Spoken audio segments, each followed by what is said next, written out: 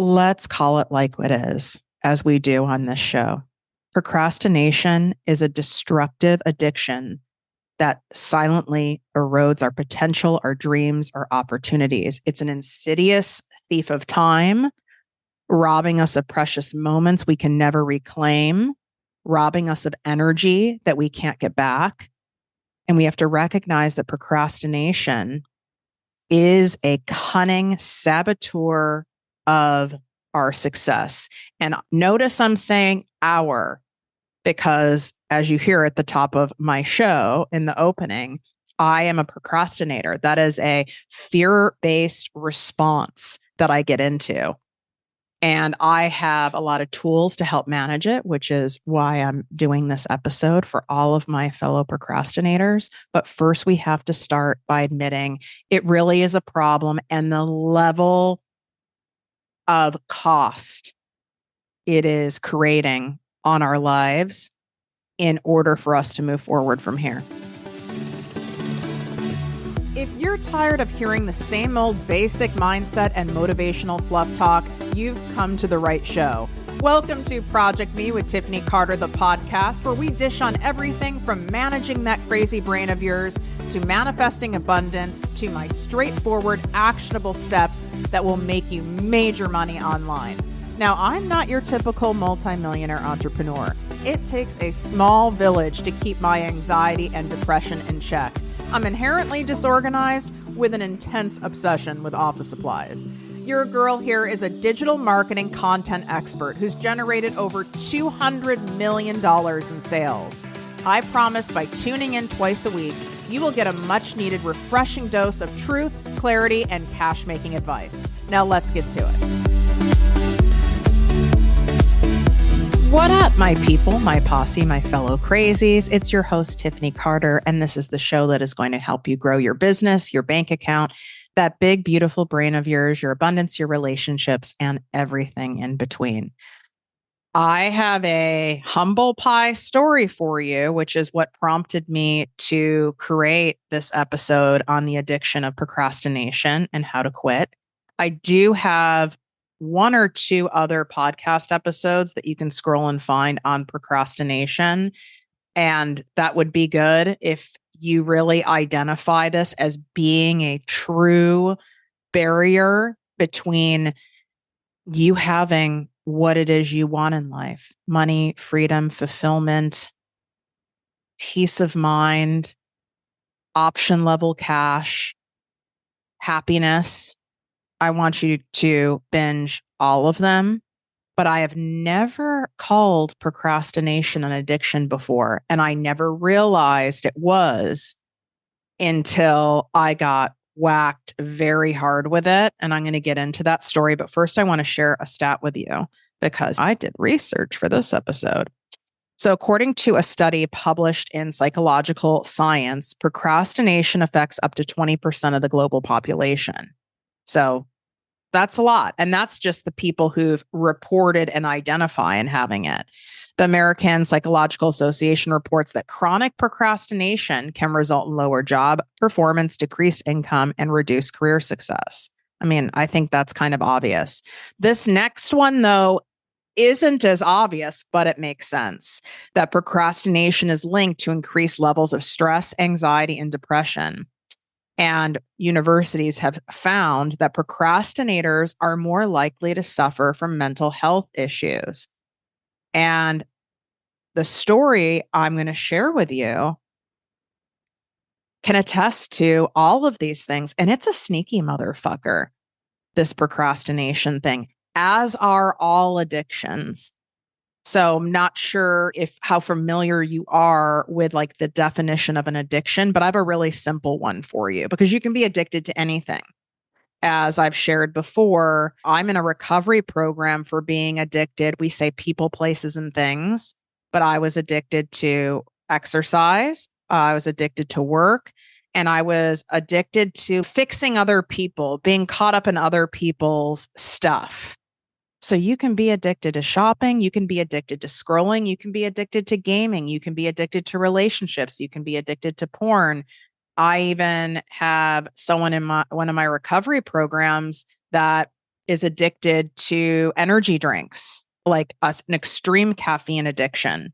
You can be even addicted to certain types of foods. I've said on here, and people think it's funny, but like I definitely have like a low grade ice cream addiction. And it sounds silly, but like when this is how you know there's an addictive quality, like addictive red flags, so to speak, of any of your behaviors, vices, habits that you might just laugh it off, or other people may laugh it off about you. But here's how you can tell the difference. Is this thing that you do, is this thing you get fixated on, is this thing, does it rob you of spiritual connection? Does it rob you physically? Meaning, does it suck your energy? Does it rob you of time? Does it rob you of relationships in life? Does it prevent you from following through and fulfilling your goals and even your requirements and, so to speak, like obligations, whether it's career or it's personal? That's when you know.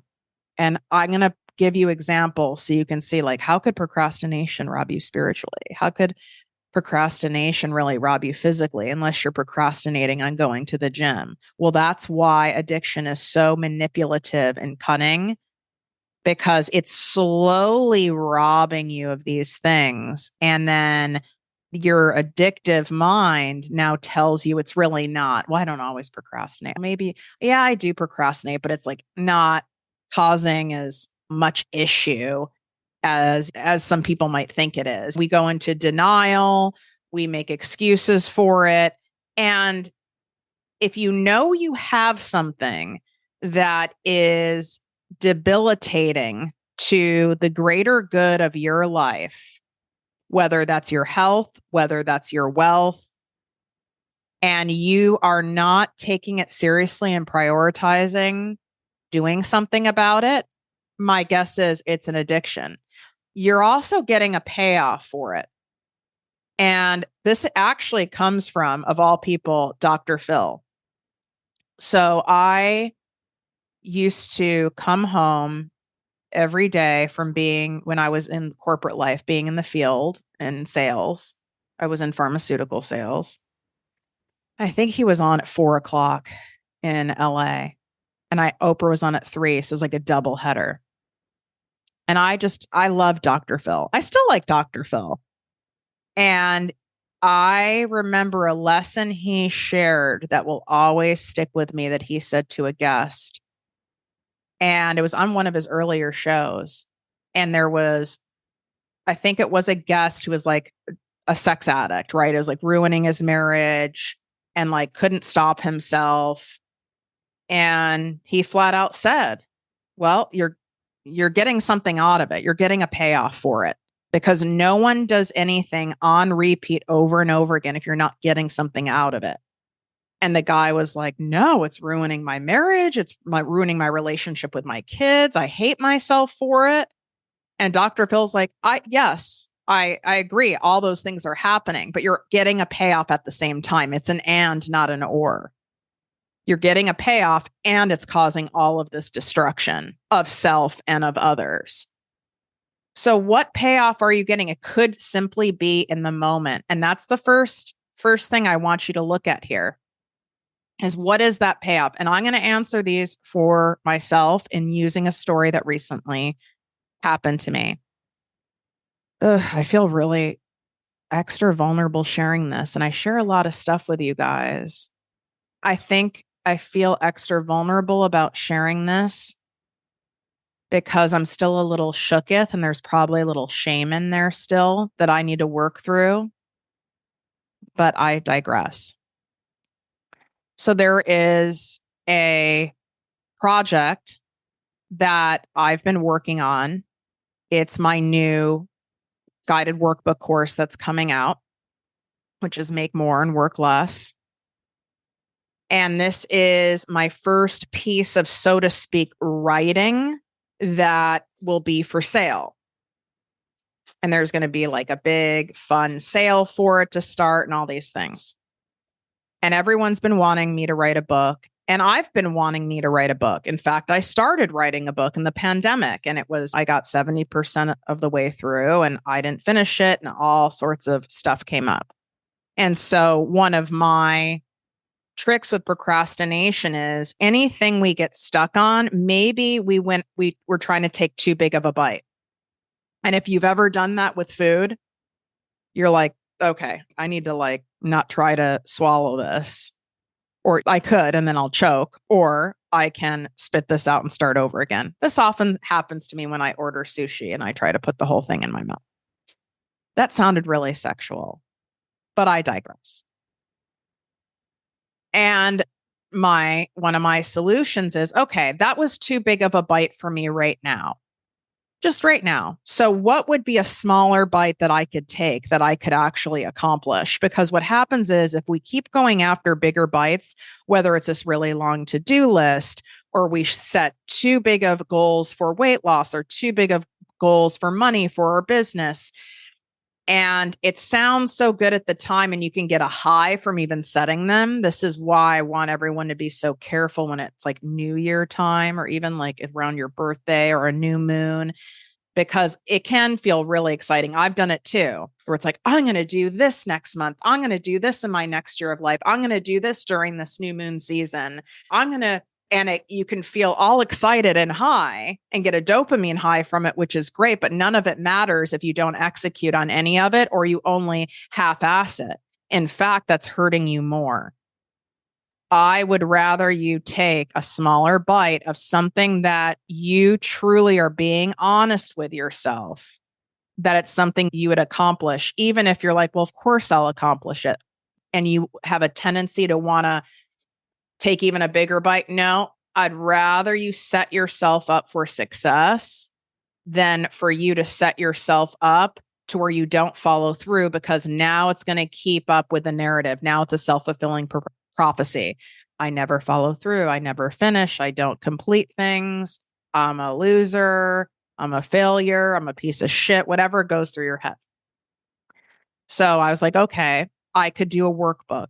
I love workbooks. And that is not as much writing, and I'm not telling my full life story, although there is a abbreviated version of some of my story from abuse to abundance in there.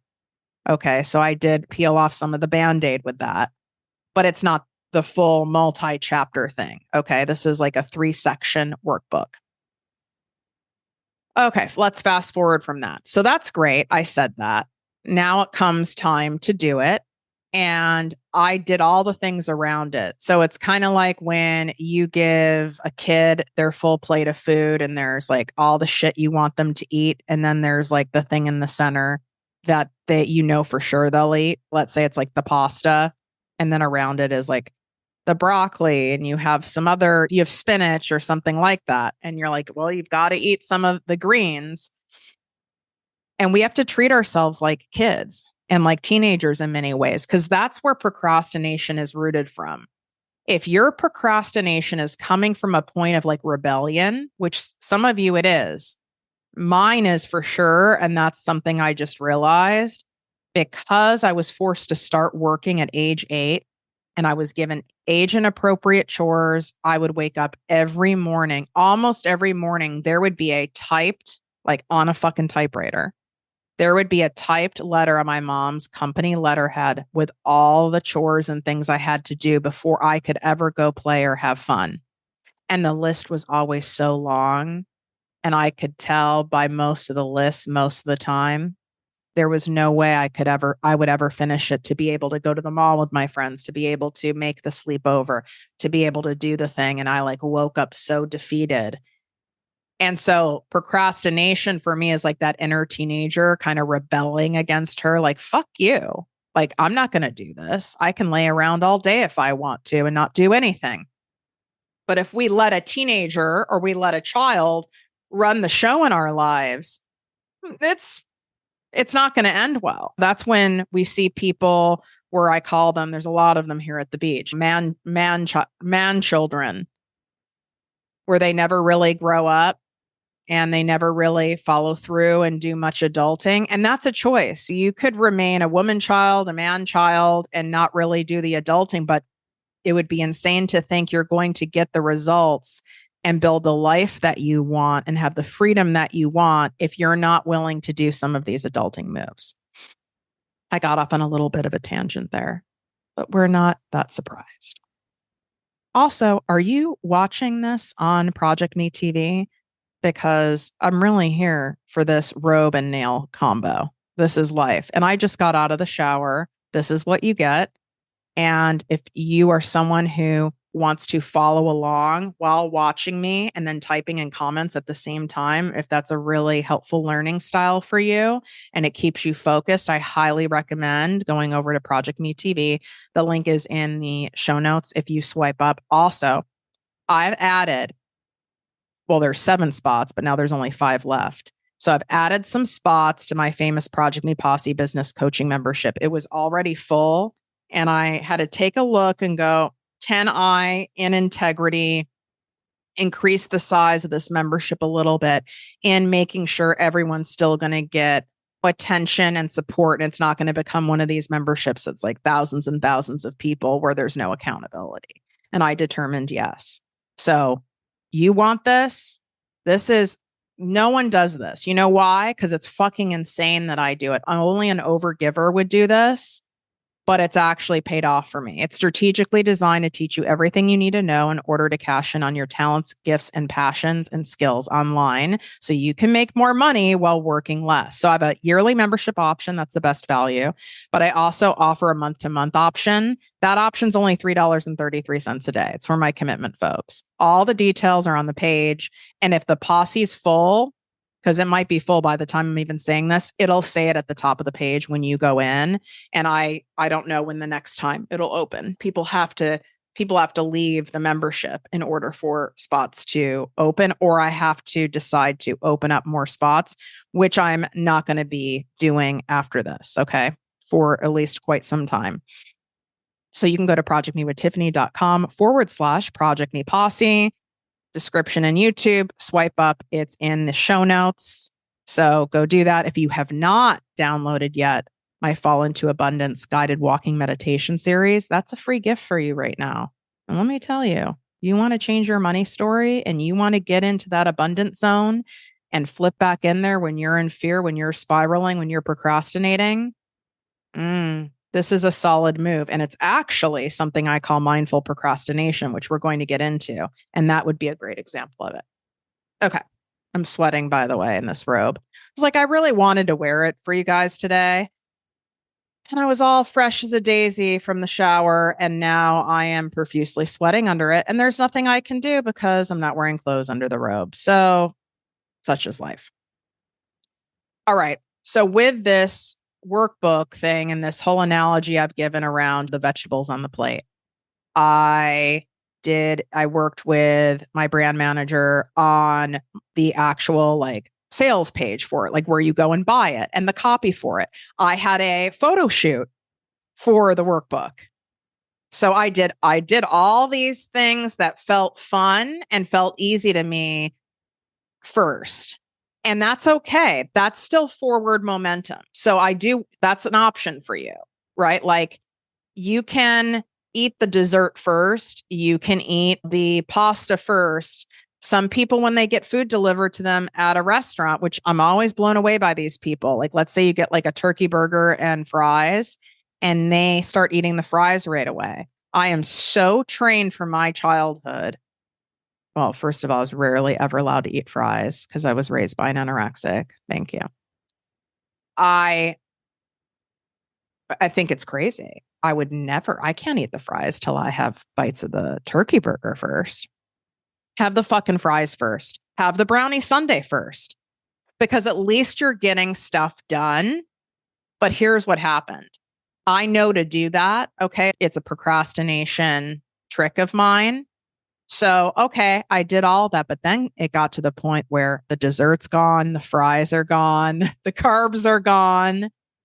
And I had to get the copy of the workbook over to my people who make shit look pretty for me because I don't know how to make things look I'm not a Canva gal. I don't know how to make things look pretty. And I was like, I have writer's block. I can't do it this weekend. I'm too tired. I can't think clearly. I have too much stuff going on. I don't feel well. And I just kept going with it. And a week went by, then another week went by, and then another week went by. And then I decided, you know what? I want to turn this not just into a workbook. I want to make it a full, like, guided course with videos. And that's so what? That's fine. But the workbook copy still needed to be done.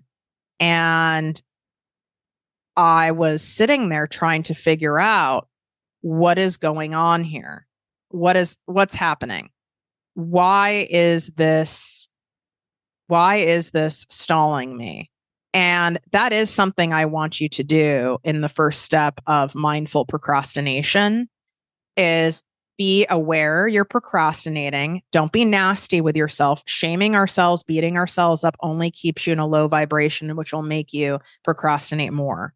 It'll put you in like a freeze trauma response.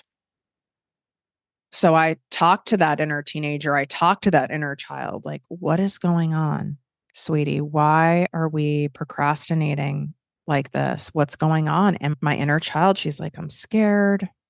I'm scared people are going to think it's basic. I'm scared that people aren't going to find it helpful.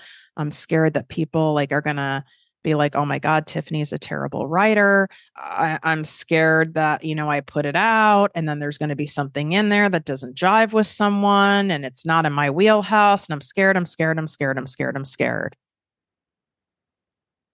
So I needed to talk to her. And like I said, procrastination is fear in disguise. So it's no wonder she's scared. And I had to speak to her like, it's okay. We're taking a bite size. We're starting. It's a digital workbook. We're not doing the printed version on Amazon yet.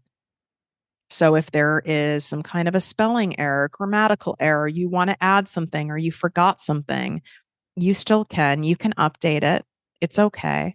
And people aren't coming to you because you're an award-winning, world-renowned writer. They're coming to you for your intellectual property, for your heart, because you know how to amass great wealth doing something that you love while prioritizing your health and well-being. And they want to learn how to do that. And they want to learn how to do that from you, from someone who resonates from them, from someone who makes them laugh, from someone who's relatable, from someone who's whack as fuck. And they already know how silly and quirky and crazy you are. So it's not going to be news to them. And it's like, can we at least do one page? So I had to negotiate with her. But that's not what really shooketh me.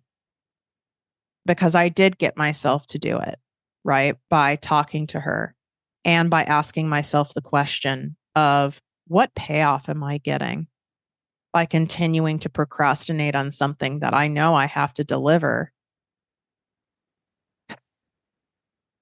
And I don't want you staying in that figuring it out stage with it, because that's also an addictive brain thing. It's like, oh, well, once I figure it out, I'll miraculously stop. No, you won't. It's just knowledge. No, you got to take contrary action. That's what works. Contrary to what your nervous system, what your brain, even what your heart wants you to do, you have to take that contrary action. You figuring it out, it's interesting, but you might not know why. And you don't have to know why to move through it. We are naturally hardwired to keep ourselves safe and secure. So if you're afraid of doing something, even if it's irrational, even if your higher self knows it doesn't make sense, your body is still trying to protect you from perceived danger and doing things that are new to us, that are unfamiliar, that are foreign to us, stuff we've never done before. That reads to our system as dangerous, as risky, and as unsafe. This is why so many people, and many of you listening, haven't taken the risk, are only toe dipping in your business, aren't doing the thing, or aren't doing it consistently, or half-assing it. Because going the full way reads so scary to your nervous system. So if you don't address that, and if you don't talk to it, and you don't keep yourself regulated, there's no fucking way you're going to follow through. If you just let your mind and your body and even your heart go unmanaged, you're going to stay in a comfort zone. You're going to stay in what's familiar. Even if the familiar is you being broke, even if the familiar is you settling for mediocre, even if the familiar is you being in a mind-numbing job, even if the familiar is something that you absolutely hate, it will work to keep you in the familiar because the familiar reads as safe. So we got that out of the way. And I got her to start writing. I was like, let's at least start writing one page, or let's at least do this for an hour. And I gave myself permission that I could stop at any minute. And normally I know to do that because once you start getting on a roll, you'll keep going. I do a very similar when it comes to working out. It's like, okay, well, just go for 10 minutes. And if after 10 minutes you're over it, you can leave. But usually you get some kind of endorphin in there, or you at least say to yourself, I didn't waste this gym outfit, this cute fitness outfit for nothing. Where I got shooketh in this was after I finished the copy for this workbook. It felt like, as my friend Andrea said, like I took the most giant shit after being constipated for months. I felt lighter. I felt like I could breathe. I slept better. And that's when I realized, holy fuck. And then the next day felt the same thing. Very light, very free, very expansive. And then the next day, and I went, oh my God, look at all I've been holding on to by procrastinating. I've been in a state of anxiety. I've got to do this thing, but now I'm not doing this thing because I don't feel like I can do this thing, but I have to do this thing. I was in a constant state of perpetual stress by either guilting myself because I didn't do it, shaming myself for procrastinating, or having anxiety about needing to do it, and then building some case that it's going to be so hard. And I lived like this for several weeks. And I went, oh my God, I can't do this to myself anymore. How cruel. No wonder my body's so inflamed. No wonder my allergies flared. No wonder I felt so run down. No wonder I've been kind of snippy. No wonder I've not been sleeping. No wonder I've been craving carbs. So I want you to take a look at the things that you finally accomplished that you were procrastinating on. How did you feel after you finished it? Whether it was taxes, whether it was reviewing a contract, whether it was posting the damn thing, whether it was organizing your closet, whether it was making sure you completed however many workouts you said you were going to do that week. How does it feel? If I already know what your answer is, it feels fucking great. You feel empowered. 99.9% of the time you go, oh, I made it out to be like so major, and it was actually easier than I thought. Even some things that seem like tedious and hard, like I had a lot of adulting things in the last 2 weeks that weren't fun. They just had to be done. And I procrastinated on those too. When I added it up, they took, okay, let's just say they took 6 hours of time. But how many hours did I spend putting my body and my nervous system and my GI tract and my brain and everything in full stress, shame, and anxiety and guilt by not doing it? Weeks, months, even. Seriously. So I want you to look at how you feel after you've done things, because you've all completed things that you've procrastinated on. And what is it causing in your body? Whatever it is you're procrastinating on right now. What is it causing in your body? What is it costing you energetically? What is it costing you mentally? What is it costing you physically to stay in this state? This is why I'm saying this is an addiction. Because think of someone who's an alcoholic. Shout out to my sober people in the audience. Alcoholism, no alcoholic wants to fucking drink. None of them do. I talk to many of them at different stages in recovery. They don't want to. And they hate that they do it. They're in shame and guilt that they do it, which makes them do it more. And they stay in this perpetual cycle. And then they build up a case that's going to be so hard to stop.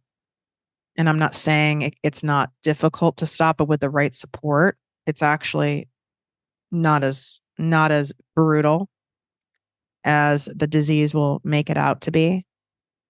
So you don't want to procrastinate. Who the fuck would want to do something like that? Of course not. So take a look at that. It is an addiction. It's a disease. It's a disease of fear when you really peel it back. Fear of being judged, fear of not being accepted, fear of failure, fear of success, fear of being seen, fear of being exposed, fear of people seeing like, oh, that you're a fraud or you're an idiot or you don't know what you're doing, fear of your thing that you've always wanted to do not really working. Then that means you have to go get a real job. That's what it's all rooted in. And I want you to speak to that fear. So this mindful procrastination, I want you to have a loving assessment of what's going on, speak to that inner child, inner teenager, where it's coming from, talk to him or her, and take a look at, like Dr. Phil said, what's your payoff? What are you getting? It's a temporary payoff. You're putting yourself in like a cortisol, dopamine fucking cycle, which is no different than being addicted to cocaine, porn, gambling, shopping, gaming, you name it. You get the instant hit of dopamine by letting yourself off the hook by saying, I'll do it tomorrow, I'll do it Monday, da da da da da. It's like like someone just injected you with some good old Xanax. And then what happens when it comes time to do the thing the next morning, or Monday comes around, or whenever you said you were going to do it next month or in the new year? Now you've got the stress hormone cortisol is surging. Now you've got that. And then in order to manage that, now you take the Xanax. It's like Xanax cocaine, Xanax cocaine, Xanax cocaine, which, by the way, for all of my doctors who listen to the show, those are contraindicated to be used together. And this is how most people die. And I'm not joking. You are killing yourself with your internal drugstore with procrastination. This is a real addiction. And like I told you, I can even see it in my face right now as I'm recording the video portion of this podcast for YouTube. I can see the inflammation. That's my big tell. Do I have a pumpkin head, or is my face kind of snatched? I can see that the inflammation is so down, and the only thing that has changed, it's not been my diet. It's not been more workouts. It's not been apple cider vinegar.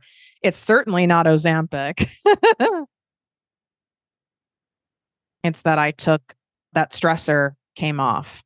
Another mindful procrastination you could do is, like I said earlier, go do my Fall into Abundance guided walking meditation. Because at least you're doing something that's going to get you back into the abundance zone, which is a much higher likelihood that you'll actually not procrastinate because you're regulating your nervous system. So if you're going to procrastinate, at least procrastinate by doing something to regulate your nervous system, not something that's like online shopping, doom scrolling, Netflix binging. Go do something that's mindful, and it won't feel as bad. At least you know you're working in the right direction. Okay. This other trick, and this works very well for me. This is truly why I have millions in the bank. Straight up. It would not be on my own accord, because that scared little girl in me, that scared teenager Tiffany, one of my main fear behaviors is overthinking, overanalyzing, procrastination. And I have to manage that if I want what's on the other side of it. And I do. And what I do obviously works. You got to use the power of money to get your ass to show up. I pay coaches. I pay people on my team. I pay contract workers, like project workers, in order to get me to show up, because I'm spending concrete cash, and I don't pay for anyone who's like low grade. Okay. I pay high quality people, which costs more coin. Some things you can get away with paying less. And I let you guys know that in my posse membership, what those things are. But majority of things, 80% of tasks are high grade, or it ends up costing you more.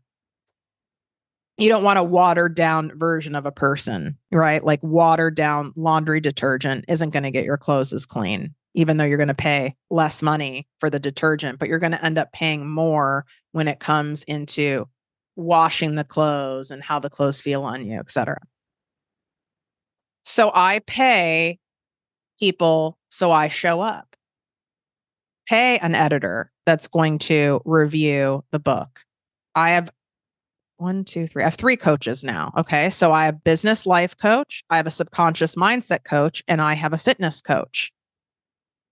You best believe I'm showing up and following through with my deliverable, because there's enough money on the line that I would feel like an asshole not showing up, and I wouldn't want to disrespect the person, and I would be embarrassed. So it's not just picking someone who costs a certain amount of money for a thing. It needs to be someone that you respect, that you know will hold to boundaries and call you out with love because they want the best for you, that you should hire. So I have my therapist. I mean, I have a whole pit crew of people that will lovingly call me out, and sometimes just straight up call me out of what's going on. And the people who work for me are required to do that as well. And I have to give them permission to do that, understandably, because I need a nudge, and then that gets me to show up. So what is it that's going to get you to show up? I can tell you right now, money is a powerful energy. And if you don't want to lose it, and if you don't want to waste it, and if you're getting a loan for it or you're putting credit cards on it, your ass is going to show up. If someone told you, hey, this like third cousin of yours died and left you $10,000, and you're like, God, I didn't even know this cousin, and you knew it was legit, but you had to fly, I don't know. I mean, let's say you had to fly across the country, whatever country you're living in. You had to fly across the country to get the check. They couldn't mail it for some reason. She had to sign like a document in person to get it. For even 10 grand, even those of you listening who make 10 grand easily in a day like me, you best believe for 10 grand, your ass is booking a flight, moving around appointments, and prioritizing flying to sign the thing to get this check from your third cousin. Am I right? So you'll do all of that for that 10 grand. Well, wouldn't you do the same for you spending the 10 grand in order to get the return on investment, in order not to waste it? So use that power of money. This is why a lot of people join my ProjectME posse, and it's all relative. Where you're at right now, $100 a month might be enough, or maybe you need to do my year option because now you're locked in for a year. That's why I added that, because I know that it sends a signal to your brain of your level of commitment. I already have people waitlisted for working with me privately in January. I'm absolutely full now. So if you missed the boat on that, you can get waitlisted if approved for January, but you're going to have to put down 50% of the first month in order to guarantee your spot for that. These spots go really quickly. So what's it going to be? What do you need to do in order to make yourself show up even when you don't want to? It's not enough to have friends. I don't feel it's enough to even have a therapist. You need to have people that you're paying that there's a set deadline date in there of, I'm launching this thing on this date, or I want to fit into this dress by this time period, or I want to make sure that before the end of the year, I start bringing in noticeable money on my business. And if you really mean that, if it's in your own head and all you're doing is reinforcing it to yourself, it means nothing because your disease can change that and make up a story. Share it publicly. We see this a lot with people doing like weight loss journeys or health journeys. They'll start accounts just for that, for the accountability. What did I do with my workbook course coming out? I did a whole giveaway for it. I shared publicly. I would never not deliver on something I offered. So oftentimes I share about something that's coming and share about it in detail, and the fucking thing isn't finished yet. Because for me, my main core value at the top of the list is integrity. My actions and words match. And I would never say that I have something coming and not have it coming unless there's some wild circumstance for it. So that also lights a fire under my ass and gets me to show up in spite of the fear, in spite of the terror, in spite of me being frozen. It gets me out of my own way. If I didn't do all of these things, I would not have millions in the bank. And I know it might be hard for some of you to believe who are new to me. So shout out to my new listeners. We are top 15 in the world in the business entrepreneurship category. And we even hit 177 out of all categories worldwide, which is wild. That's incredible. Thank you so much for sharing the show and leaving reviews. It really helps the show grow. And I hope you appreciate just the rawness and the fucking realness of the show. Aren't you so tired of these like motivational, I don't know, business expert, rich people? I don't even think they realize they're doing it. I just don't think they have the palate to be vulnerable. I think they all just sound alike. It doesn't work for me. I need to know you're a little fucked up for me to relate to you, to be quite honest. I need to know you have a little crazy in order for me to buy into it. Because some of these people they don't procrastinate, right? They don't overthink. They're super type A. And therefore, I would create the story of, well, I'm not all those things, so I can't have what they have. I think you're starting to see really quickly, I have a lot of stuff I have to manage, even to keep me upright in a day, not including manage both of my businesses and be there to support all of you and my clients. And this is what we have to do. I have an addiction. My procrastination is a disease. It's as the result of me having complex PTSD. It's understandable why I have it. Sitting there psychoanalyzing the why and figuring it out is not going to make it better. What's going to make it better is doing these things I shared with you. Is doing the mindful procrastination, is doing the smaller bite moves, is reminding yourself of how it feels to be done with the thing. I do it for the after. This is a common line I've said for years. And I always really said it about the gym. I never feel like working out, ever. I don't give a fuck what kind of workout it is. I'm a naturally lazy person. But I always say I'm doing it for the after. I love how I feel after. I love the buzzy feeling. Even if I'm feeling tired, like today I felt a little nauseous after my workout. But I didn't feel anxious. I was proud of myself for doing it. I felt empowered. I had a little tiny bit of like a mental buzz from it. We got to do it for the after, but sink into that. Spend some time visualizing on how it will feel to finish the thing, how it will feel to follow through with your promise and your commitment to yourself and to your audience and to your loved ones. How is it going to feel knowing that?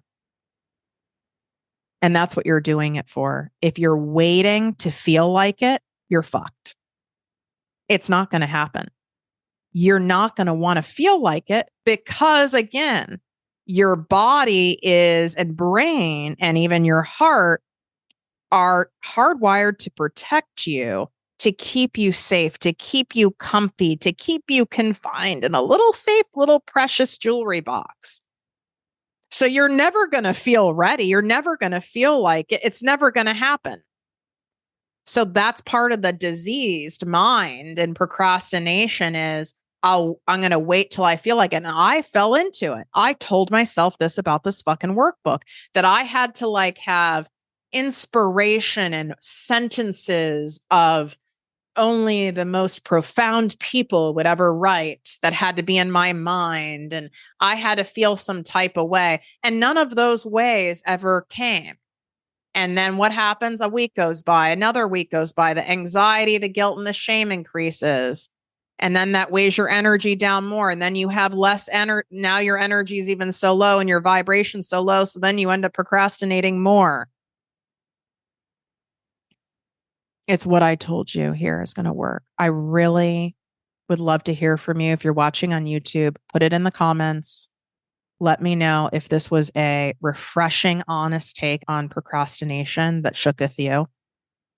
Leave a 5-star written podcast review on Apple. That's the only platform you can leave a written review. If you're a Spotify listener, tap the 5 stars. That's still very helpful, and I'm very grateful for that. You can also shout the show out on social media and tag at ProjectME with Tiffany. I love resharing your posts, where you guys are when you're listening, where you're listening, doing the abundance walks. That's also fun. And other people love seeing it. They delight in seeing that. It's really helpful when other people see, even strangers, following through on things that are normally difficult. Maybe that's one way you keep yourself accountable, is by, you can post shit you're following through with, even if it's the mindful procrastination, and tag me. I don't mind. And I'll share some of them. You don't have to be a paying client of mine to do that. Although I highly recommend joining the posse. That would be a smart move, because you get weekly live trainings and you have that accountability. Wishing you guys great health, wealth, and worth as always. Love you. If you enjoyed this podcast, please write a 5-star review on iTunes. Not only will this make me super happy, but it will allow more listeners to find our special show. Simply help me help others.